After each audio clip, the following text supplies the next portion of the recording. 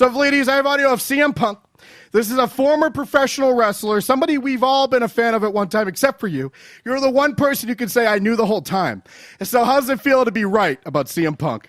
Yeah, you know, this guy, he comes out and I didn't understand the fandom for this guy. It's much like the hatred for Roman Reigns. I don't understand where people latch on to certain things so tightly. I looked at a United States champion bitching that he wasn't the main event, so I don't know where he got the balls to do that, and I don't know why he calls him, I'm not a quitter. Oh, well, you didn't show up for 6 months, you faggot. So let's play the audio.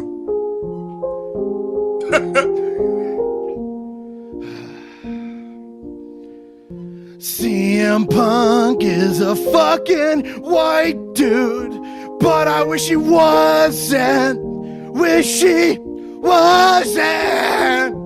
He acts like a fucking Negro. All right, let's get into the actual CM Punk audio. Basically what this is, we all remember he was on Art of Wrestling. It was a big story in this professional wrestling community and even outside of it. Now, he did 2 episodes. We talked about the first one, but the second one I ignored just because I couldn't get through it. So I made it about 14 minutes in. He told some story about seeing Django Unchained in the theater. Loved it. And I said, this is the worst conversation ever recorded. So the point is, I finally fucking sat down, listened to a little bit of CM Punk talk to his best friend, try to get his friend over once again. Will it work, won't it? And this clip kind of caught my ear. Sorry to bring this up, but like, do it. Something about. Sorry to bring this up, but like, I'm sorry, just that part. No, I do love that it does. This clip that I like starts with Colt Cabana being the worst interviewer right off the bat. Wait till you hear how he asks a very plain question. Sorry to bring this up, but like, do it. Something about a tattoo show, and like Randy had just gotten tattoos. And like they want someone. Maybe you don't remember this. They wanted you for the. Sorry to bring this up, ladies, but like something about Max with blue hair, and he decided to dye his hair. Maybe you don't remember. What kind of question is this? I don't know. We've always kind of given Colt Cabana shit for his awesome interview skills. I think he went to Fry with me, and he did the communications program that they don't have. So he must have just learned that. But what is it about a tattoo show, Kevin? He's just not a good interviewer. But let's start this over and hear the magic again, and let's get past it. Something about a tattoo show. And like Randy had just gotten tattoos, and like they want someone. Maybe you don't remember this. They wanted you for the, or you had set up something for a tattoo show. I've forgotten more things that they've fucking. And also a great part of this Vleeties is CM Punk basically pretending he doesn't know what he's talking about. But really, at the same time, how would he based on the question? But you can tell. I'm just gonna hit play. That CM Punk is acting like, oh, it's just another thing. It's, oh, I didn't even remember it. It's so many things. They fucked me over. Here we go. Right. Like bizarrely double crossed me on. He even straight up says that. So, all right, here we go. More things that they've fucking bizarrely double crossed me on. Does that ring any kind of bell? It kind of rings a bell. And then they were like, no. Randy Orton's the tattoo guy. Was it LA Inc? I think so. Of course it was. I think so, yeah. How many tattoo story shows does this fuck have? Was it the LA Inc one or was it New York Inc? Like, how many tattoo shows does CM Punk's best friend work at and he got kicked off of them? Yeah, so what is he saying here? Like, why is he all, like, he's just upset about, like, yeah, this is another one of those fucking things that they said and I didn't get. I'm not in 12 rounds too because no one will believe me beating anyone up. That is what he said, but if he had your voice, he'd be over, and he would be a main eventer, and he would be main eventing WrestleMania. If CM Punk had an actual promo voice, oh, what a great... It's more than just cadence, my friend, and we prove that every week. But I just loved the awful question. I loved the play dumb, was it LA Inc.? Or perhaps Chicago Inc.? No, it's LA Inc. You know the story. It's the Orton tattoo story. Now get to it. It's so... He's acting like we're dumb kids watching wrestling, and we're gonna. All right, so here's the fucking dumb clip. Does that ring any kind of bell? It kind of rings a bell. And then they were like, no. Randy Orton's the tattoo guy. Was it LA Inc? Let's see how quick you remember. I think so. Yeah, it might have been. And they were fans of yours. Yeah, my fucking friend worked there. Yeah. You know what? Yeah, you know what I mean. Like that's just like one of those fucking weird things that they co-op. It's like. One of my great friends, straight edge, Dan Smith. He's straight edge. You know what I mean? Like he worked it. He was that guy. If you go look at his Twitter, it says, "Yes, I'm that guy from LA Inc." And he was like, "Yeah, we want you in the show, and I'm gonna get to tattoo you because he never got to tattoo me before, and blah blah blah."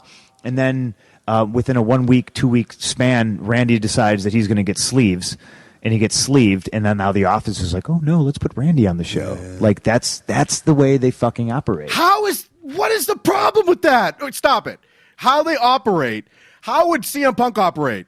Everyone just works with their friend? But I'm friends with that guy. But that guy's straight edge and so am I. It doesn't fucking matter. A bigger star than you just got sleeves, okay? I mean, I give more of a fuck about the fucking awful sleeves of Randy Orton than the Pepsi tattoo I've heard a million things about. I've heard enough about the straight edge. Oh, this right here means straight edge. See, it says straight edge on my stomach. Right here it means Pepsi. It means not Coke. Like, I don't care about your dumb tattoos. Granted, I don't care about Orton's either, but I can see the business decision to say, we don't care if this is your friend. This isn't the clique. I mean, for example, let's do things Punk's way. Let's sign Colt to a big contract. We can manufacture a new clique so Punk will like The Office. Get fucked, douchebag. Yeah, and I don't understand where he's like, Randy Orton's the tattoo guy. Like, he also had that gigantic back piece, and CM Punk didn't get his awesome chest piece until like 2010. So it's not like CM Punk isn't leading the brigade with his fucking tattoos. No, and I don't get.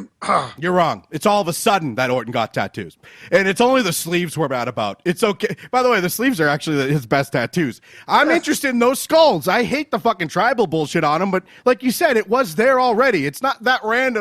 It's not that crazy, and maybe it fits the plan of the company. How do you go from killing yourself for this business, your dream to, and again, I guess we can't say Punk's dream for him, but he ended up at WWE. His last goal was to main event WrestleMania. It's clear to say his dream involved the WWE.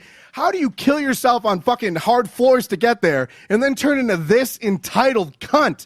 Because what, does he just want to be part-time now? Is his plan to leave, come back, now I get to be part-time too, and you'll like me?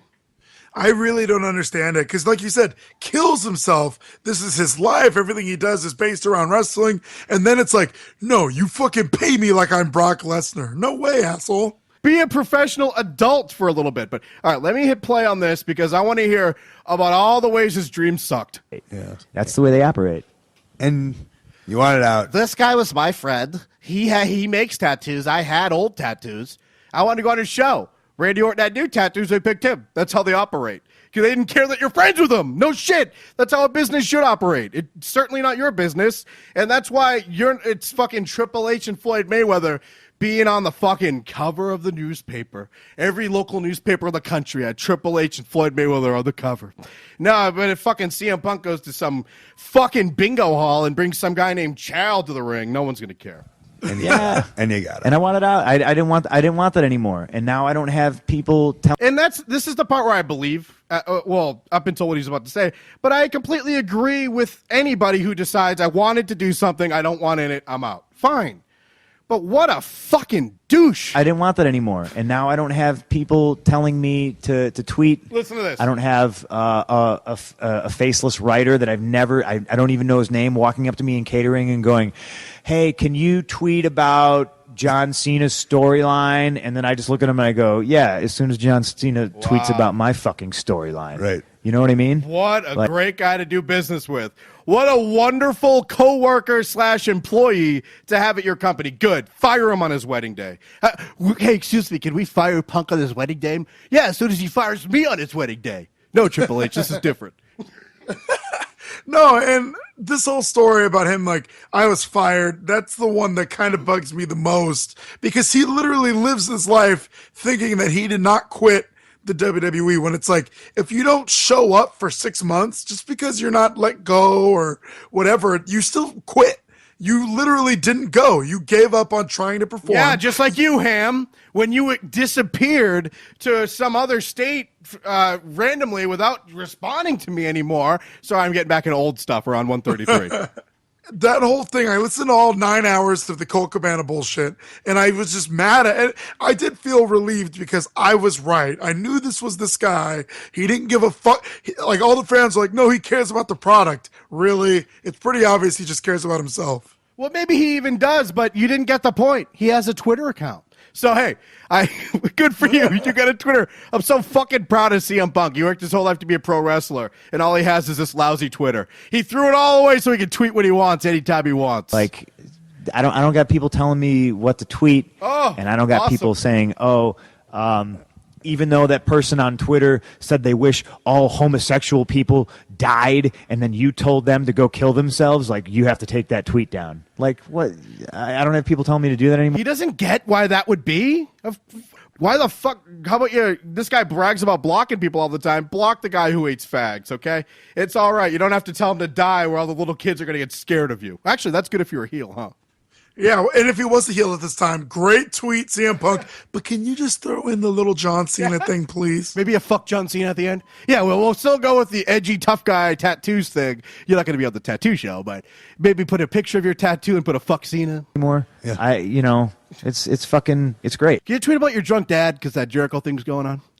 I still have people occasionally butt dialing me and butt tweeting me, which is fucking hysterical. Like, I don't know what that means. Does that mean they're just like a forlorn Before that, girlfriend? they were Like, are thinking they just about- staring Yeah, at my number on the phone? Like, you know what I mean? Like, hey, delete my call number, him. guys. Tell him to Delete fuck my off. number so you don't butt dial me anymore. God, he's gonna wish they because did. it just kind of gets you into trouble. Can we plug your? All right, now here we go. The other part I wanted to hear. He's going to wish he didn't say that, by the way. And I know he will. Because right now, it's I hate my job and my place of business was such a bummer for so many years with my awesome settlement. But now, fucking, what happens when Nerdist isn't calling anymore because no one gives a fuck about CM Punk, not the wrestler? What happens when fucking, yeah, is that, actually, yeah, let's just leave it at Nerdist. I don't care about Marvel. You can write as many comic books as you want. That's a nothing fucking job. You can do whatever you want with Marvel. I could give a fuck. But let's just say right now that Nerdist is his biggest accomplishment besides WWE. And what happens when you can't do your dumb YouTube video? I'm very anxious to see him in the UFC. I know he's fighting a schlub, so it's probably going to go his way. And I can't wait till he fights someone for real. And I hope he gets laid. I hope he fights Chris Brown in fucking Breezy, just lays him out.